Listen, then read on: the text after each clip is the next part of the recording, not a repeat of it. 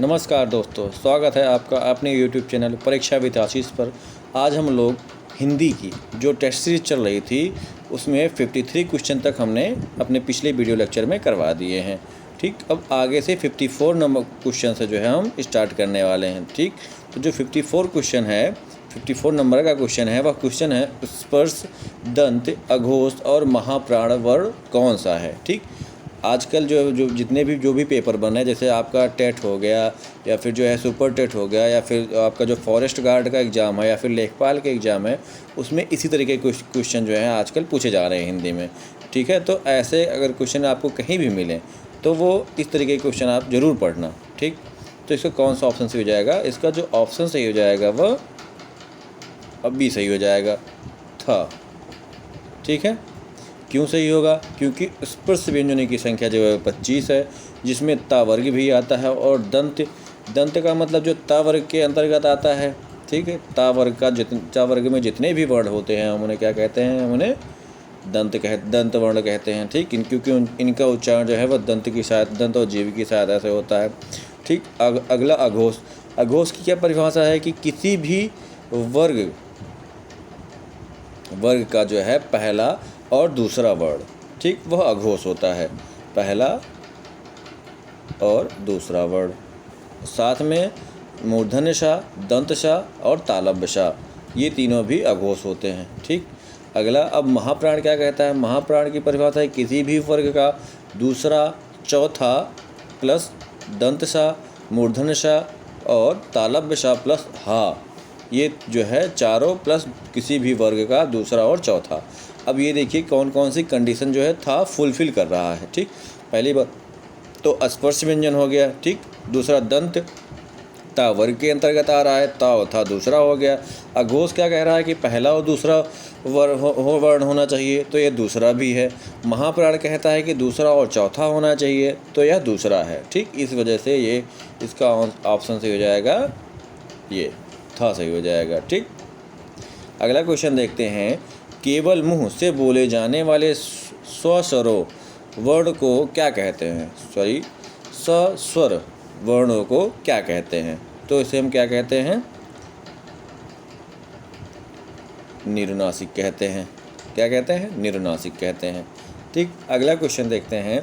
निम्नलिखित में से व्यंजन तालव्य व्यंजन कहलाते हैं। कौन से व्यंजन हैं जो तालव्य कहलाते हैं?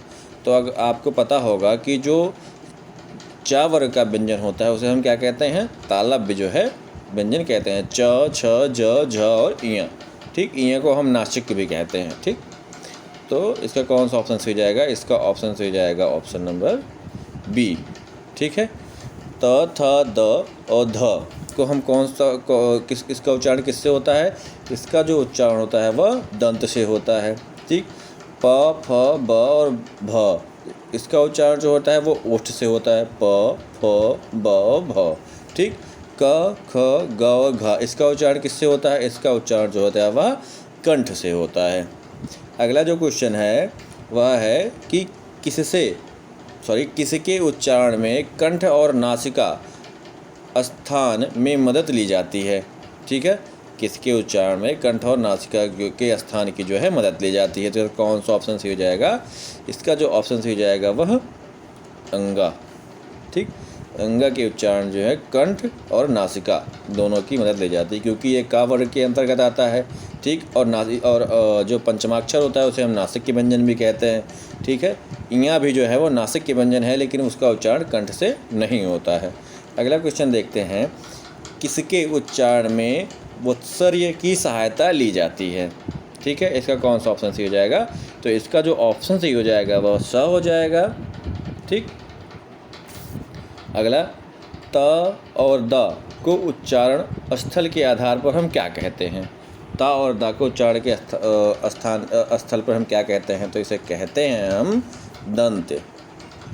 ठीक, आप बोल के देखिए, त, त, थ, द।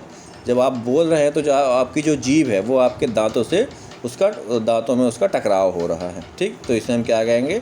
दंत से इसका उच्चारण हो रहा है। ठीक, अगला क्वेश्चन देखते हैं। निम्न में अंतस्थ व्यंजन कौन सा है? ठीक है, तो इसका कौन सा ऑप्शन सही हो जाएगा? इसका जो ऑप्शन सही हो जाएगा वह ला। अंतस्थ व्यंजनों की संख्या कितनी होती है? तो अंतस्थ जो व्यंजनों की संख्या होती है वह 4 होती है, य, र, ला और वा। ठीक, अगला क्वेश्चन देखते हैं। अगला क्वेश्चन, निम्न में से अघोष वर्ण कौन सा है? ठीक, तो इसमें से कौन सा ऑप्शन सही हो जाएगा? इसका जो ऑप्शन सही हो जाएगा वह, पहले अघोष की परिभाषा देख लेते हैं। अघोष क्या कह रहा है?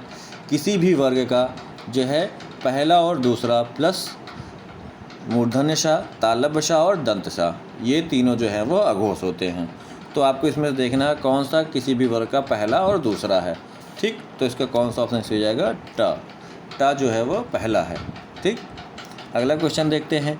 निम्न में महाप्राण है, निम्न में से आपको बताना है महाप्राण कौन से हैं। ठीक है, महाप्राण की परिभाषा क्या होती है? महाप्राण कहता है कि किसी भी वर्ग का दूसरा और चौथा प्लस दंतशा, तालव्यशा, मूर्धन्यशा और हा जो है, ये अगर तीनों जो हैं चारों जो हैं प्लस किसी भी वर्ग का दूसरा और चौथा जो होगा वह महाप्राण होगा। तो इसका कौन सा ऑप्शन सही हो जाएगा? इसका जो ऑप्शन सही हो जाएगा वो हो जाएगा ट और ठ, मतलब इसमें ऑप्शन ठ है। ठीक, तो ये महाप्राण हो जाएगा, दूसरा और चौथा कह रहा है, तो ट वर्ग के अंतर्गत आता है और ठ दूसरा है। ठीक है, अगला क्वेश्चन देखते हैं। अगला क्वेश्चन है, मूर्धन्य, स्पर्श, सघोष, नासिक्य और अल्प प्राण व्यंजन कौन सा है? ठीक, इसका कौन सा ऑप्शन सही हो जाएगा? इसका जो ऑप्शन सही हो जाएगा वह ड़ा सही हो जाएगा। ठीक, मूर्धन्य जो होता है वह किस वर्ग के अंतर्गत आता है? टा वर्ग के अंतर्गत। टा वर्ग के अंतर्गत जितने भी व्यंजन हैं वो उसे हम क्या कहेंगे? मूर्धन्य कहेंगे। ठीक, अगला स्पर्श व्यंजन है ये। अब सघोष, सघोष की क्या परिभाषा है? कि वह तीसरा, किसी भी वर्ग का तीसरा, चौथा और पांचवा वर्ण जो होगा वह सघोष होगा। नासिक्य व्यंजन की जो है पंचमाक्षर जितने भी व्यंजन होते हैं उन्हें हम नासिक्य व्यंजन कहते हैं। ठीक, अगला क्वेश्चन देखते हैं। अगला क्वेश्चन है, निम्न में अनुनासिक वर्ण कौन सा है? ठीक है, तो इसका कौन सा ऑप्शन सही हो जाएगा? इसका ऑप्शन सही हो जाएगा ड़ा। ठीक है, ड़ा जो है वह अनुनासिक वर्ण है। अगला क्वेश्चन है, निम्न में मूर्धन्य ध्वनि है, निम्न में मूर्धन्य ध्वनि कौन सी है? तो आपको बताना है इसका कौन सा ऑप्शन सही हो जाएगा?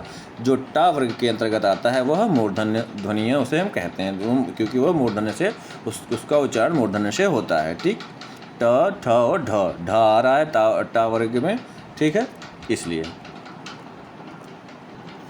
अगला क्वेश्चन है, उच्चारण के स्थान के आधार पर निम्नलिखित में से दंत है। ठीक है, कौन सा वर्ण जो है वह दंत है? तो आपको बताना है कौन सा ऑप्शन सही हो जाएगा। इसका जो ऑप्शन सही हो जाएगा वो ला हो जाएगा। ला क्यों होगा? ठीक है, ता वर्ग, ता, थ, द, ध, न। ठीक है, ये इसका उच्चारण दंत से होता है। ला का उच्चारण और दंत शा का उच्चारण, इसका उच्चारण जो है वह दंत से होता है, इसीलिए हम इसे दंत सा भी बोलते हैं। ठीक है, अगला क्वेश्चन देखते हैं। अगला क्वेश्चन है, निम्न में दीर्घ स्वर कौन सा है? ठीक, इसमें से दीर्घ स्वर कौन हो जाएगा? आ, और तो कोई दीर्घ है नहीं। छोटा आ, छोटा ऊ और छोटी ई। ठीक, अगला क्वेश्चन देखते हैं। हा का उच्चारण स्थान कहाँ से, हा का जो उच्चारण है वह कहाँ से होता है? हा का जो उच्चारण है वह कंठ से होता है। अगला क्वेश्चन देखते हैं, अंतस्थ व्यंजन कौन से वर्ग में हैं? ठीक है, 4 ऑप्शंस है, इसमें बताना है कि इसमें से कौन सा अंतस्थ है।